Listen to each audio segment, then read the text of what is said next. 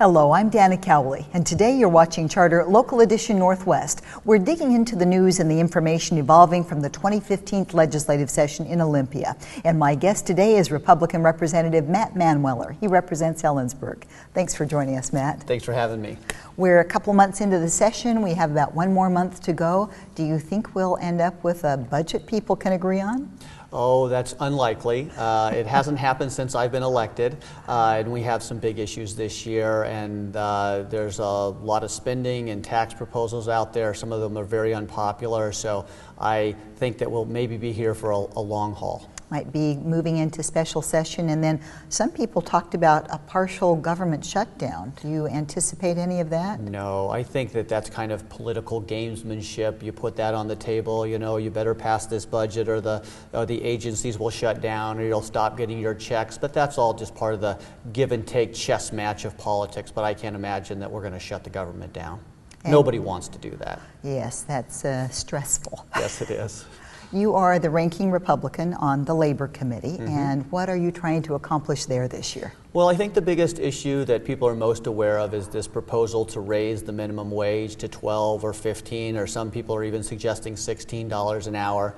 You know, in my real life, as we say, when I'm not a legislator, I teach economics, and so I have been trying to educate both members and citizens on some of the negative unintended consequences of artificially raising a entry-level wage to $12, $15, $16. And we're having those battles, and it's moved over to the Senate, and I'm going to go testify. I've been invited by the chair of the Senate Labor Committee to come and give my opinions, both as a legislator and as an economist, on, you know, the pitfalls of the high minimum wage.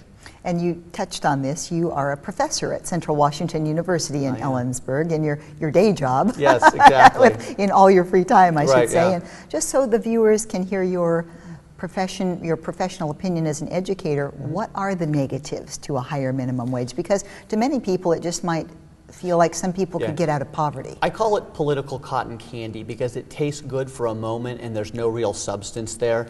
The biggest problem with high minimum wage is it drives youth, unskilled people out of the market. So the people who take the biggest hit are the guys and women that are trying to get into the labor market for the first time. So it's no coincidence that Washington has the highest minimum wage in the nation. We also have the highest youth unemployment in the nation, and those that are most particularly hard hit are minority youth. We have a 38% unemployment rate of minority youth, and that is directly attributable to a high minimum wage. No one's going to hire a 17-year-old kid for $12 an hour when they can hire a 25-year-old for $12 an hour. That's the biggest problem.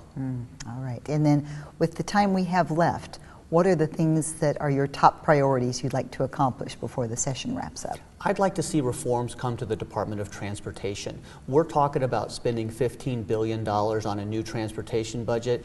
I believe we've got to make sure things like Bertha getting stuck under a tunnel don't happen again, floating bridges that don't float not happening again. So I am really pushing the reforms to the Department of Transportation so that we spend your money wisely.